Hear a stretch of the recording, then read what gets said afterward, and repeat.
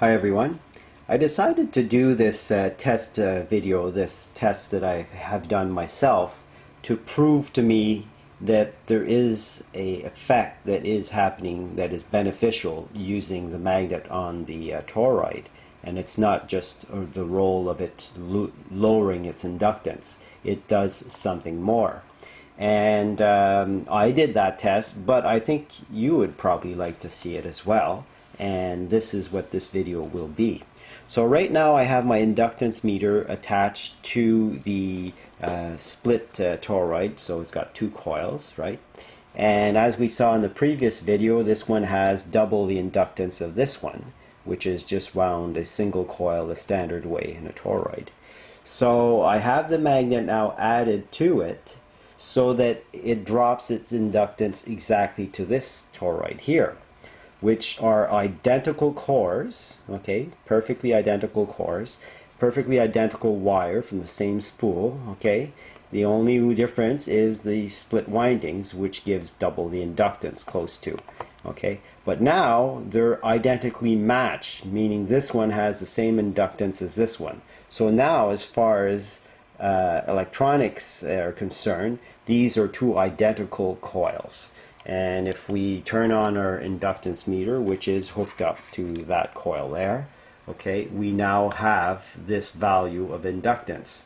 The setting on the meter is at 2 henries, so that's 635 approximately millihenries on that coil there.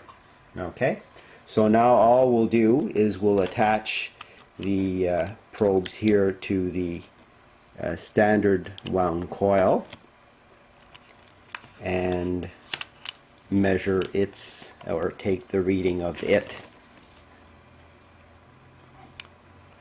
Okay, so both probes are attached, and like I said, it'll just keep dropping a little bit, but they are going to reach exactly the same level, just that I had this one connected a little bit longer. So as you see, it's reaching there 336, and okay, maybe there'll be a little fraction off, but I would say this is definitely close enough, okay, for a test. So there, oops, I just saw 35 there.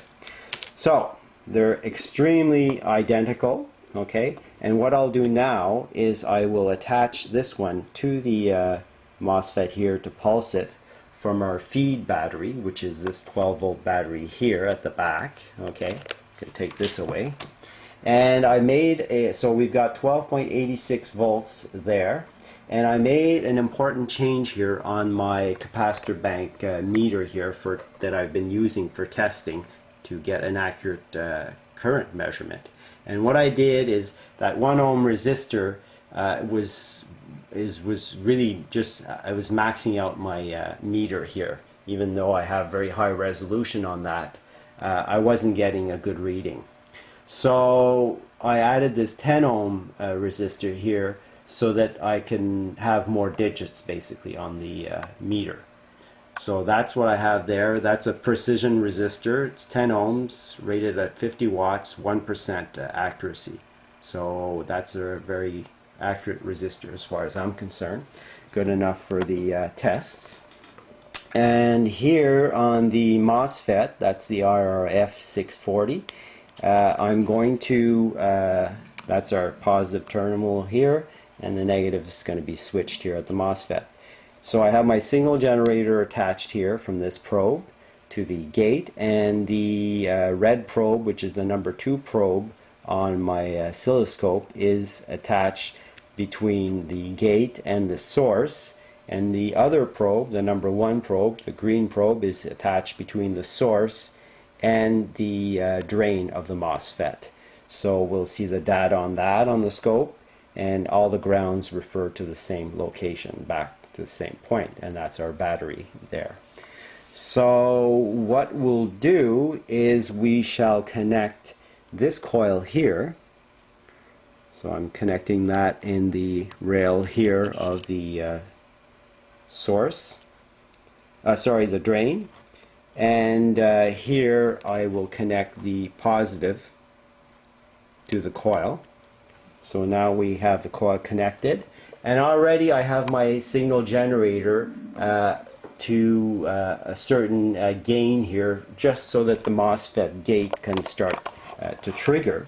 And I'll adjust the frequency to find the most optimum point.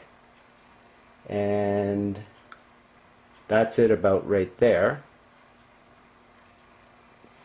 And if we look at the scope shot, the coil is resonating. So there is a resonating point. So the resonance really is not happening because of the magnet. It's happening because that's the characteristics of that coil at that particular frequency. And here's our trigger pulse here to the gate. And there is the data on that.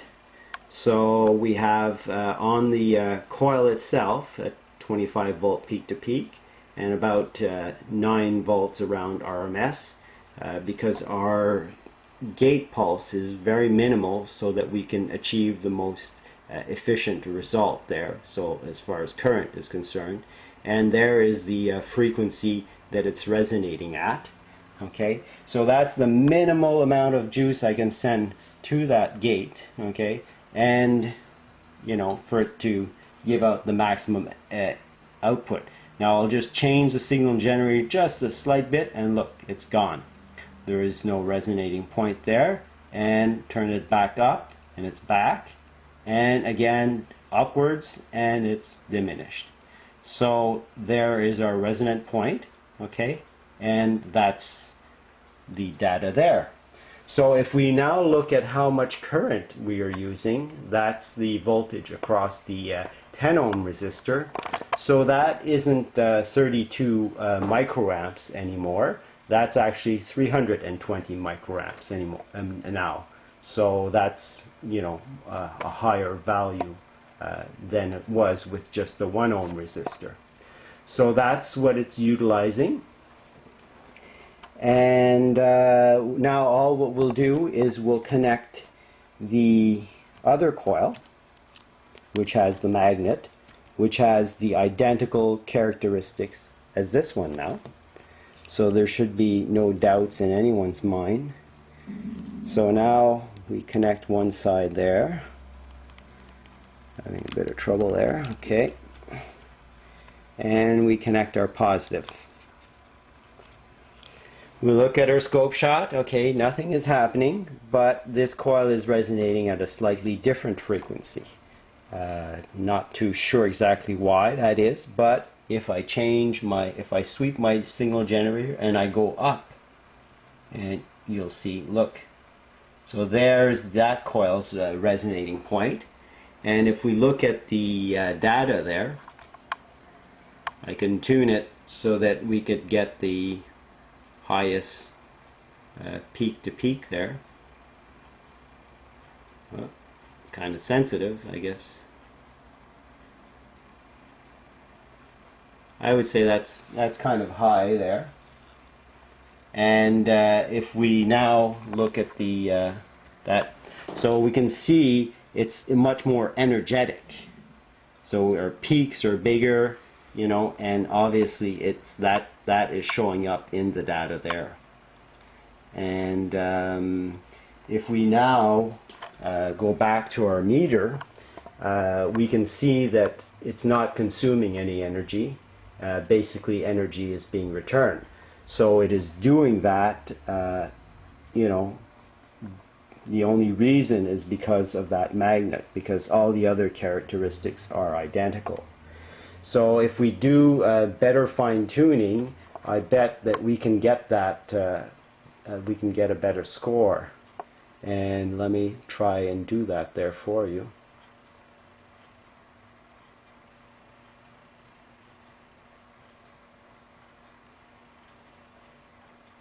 So there you go. You can now see it having a better score. I think that's about as high as it'll go right there. So minus 350 micro amps now is happening. So that's the difference with adding the magnet. So I think this is undisputable And that's about all I can share right now. We're out of time. Thanks for watching, and we'll talk to you later. Bye now.